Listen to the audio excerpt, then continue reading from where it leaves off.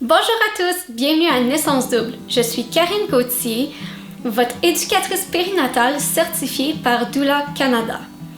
Nous sommes dans la deuxième vidéo de cette trilogie et nous allons discuter de la deuxième phase du travail. La première phase était la phase de latence. Cette deuxième phase, en contrepartie, est la phase de travail actif.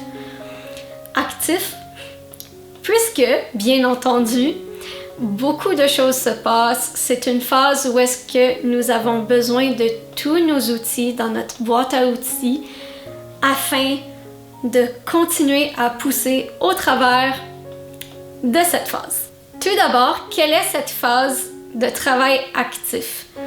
Eh bien, c'est lorsque la maman a des contractions continues qui sont entre 2 à 5 minutes d'écart et que chaque contraction dure entre 45 et 60 secondes. Donc, vous verrez, le rythme est un peu plus continu, régulier et soutenu. Les contractions deviennent aussi un peu plus intenses à mesure que le travail progresse. C'est vraiment des contractions où est-ce que on doit arrêter tout ce qu'on fait, focusser sur notre respiration ou nos techniques pour justement se supporter un peu au travers des contractions et gérer le tout, essayer d'aider le bébé au niveau de sa position et de sa descente.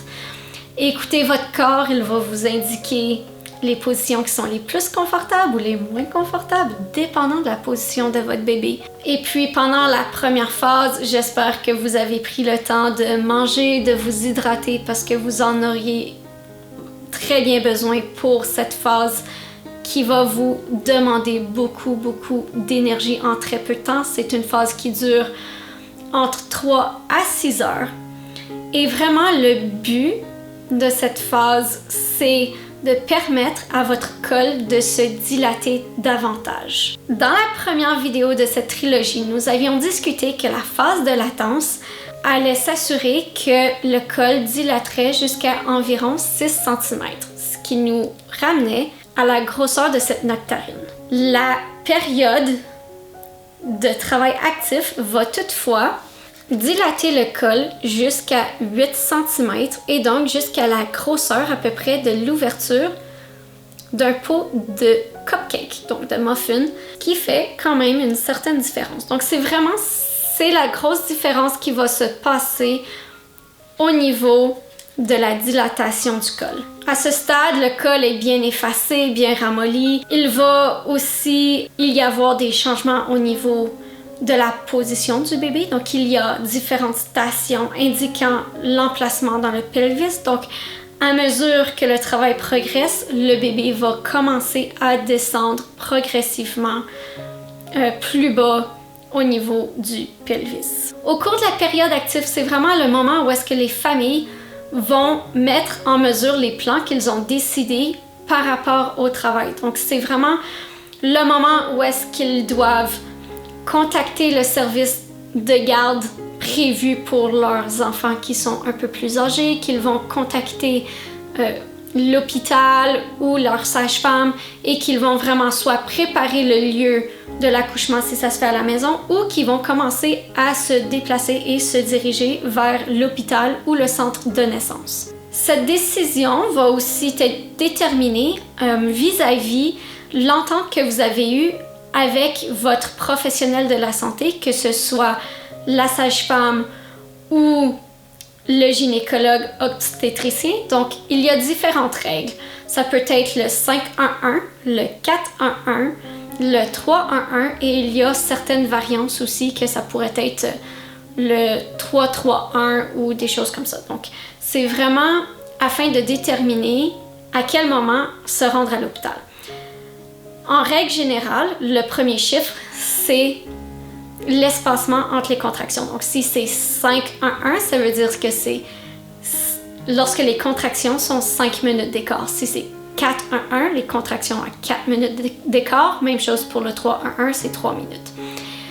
Le deuxième chiffre représente la durée de temps de la contraction elle-même. Donc, est-ce que c'est une contraction qui dure pendant 1 minute? Si c'est 3, 3, 1, ben est-ce que c'est une contraction qui dure pendant au moins 30 secondes?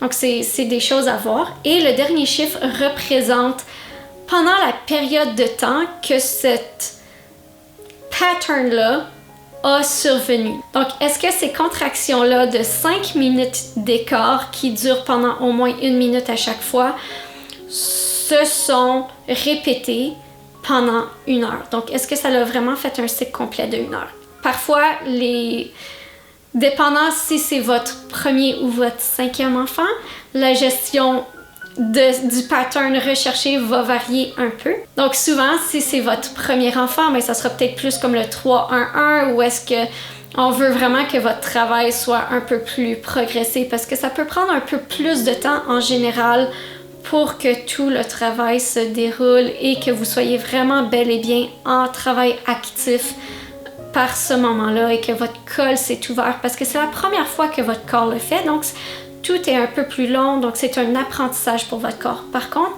avec les grossesses subséquentes, le travail peut aller beaucoup ou un peu plus vite. Donc, plus souvent, c'est là qu'on va vous recommander de vous diriger vers l'hôpital un peu plus tôt. Donc, lorsque vos contractions sont par exemple aux 5 minutes, qui durent 1 minute pendant 1 heure.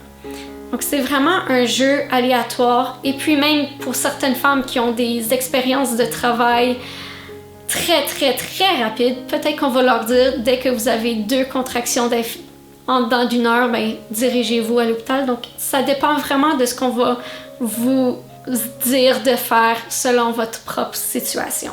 C'est aussi en général pendant cette période que les os vont rompre naturellement. Il se peut toutefois qu'elles ont rompu avant même que vous ayez des contractions, chose qui est un peu plus rare, ce qui est normal. Si ça vous arrive, faites juste contacter votre professionnel de la santé et il va vous guider sur les étapes que vous devriez faire par la suite. Sinon, c'est une étape tout à fait normale si vous avez vos os qui se rupturent à ce stade, puisque votre col se dilate et puis que, à mesure que vous avez des contractions, la tête du bébé va faire de plus en plus de pression au niveau de votre périnée et que cette pression va aussi se faire sur la poche des os et l'affaiblir jusqu'à ce qu'elle rompe. Il se peut aussi qu'elle se rompe seulement que dans une phase plus tard du travail, mais souvent c'est pendant cette période. Pendant la phase de période active, je vous recommande de vraiment focusser sur vous, utiliser les techniques dont vous avez besoin. C'est aussi un moment où est-ce que beaucoup de femmes vont choisir d'opter pour un support médical au niveau de diminution de la douleur, donc choisir l'épidurale ou le laughing gas ou des choses comme ça. Donc c'est vraiment un moment où est-ce que tous les outils du travail vont se mettre en place. Je vous recommande aussi peut-être à un certain point, si vous le désirez ou si ça fait partie de votre plan, d'aller utiliser l'eau comme thérapie de relaxation, utiliser vos techniques de respiration et vraiment d'avoir votre groupe de support autour de vous pour vous aider physiquement et mentalement à passer au travers de ces contractions-là, puisqu'elles augmentent en intensité et deviennent de plus en plus rapprochées. C'est un moment aussi où est-ce que il se peut que vous perdez un peu de ce côté un peu jovial, d'excitement et que ça devienne vraiment plus renfermé autour de vous. Vous allez peut-être commencer à avoir un peu de doute, d'insécurité. Donc, c'est des sentiments tout à fait normaux. Et ne vous inquiétez pas, essayez vraiment de vous concentrer sur le fait que chaque contraction que vous allez avoir, vous ne la reverrez plus et que vous vous rapprochez de rencontrer votre enfant. Sur ce, je vous souhaite une excellente journée et on se revoit dans la prochaine vidéo pour discuter de la dernière phase du travail. Passez une excellente journée et au revoir!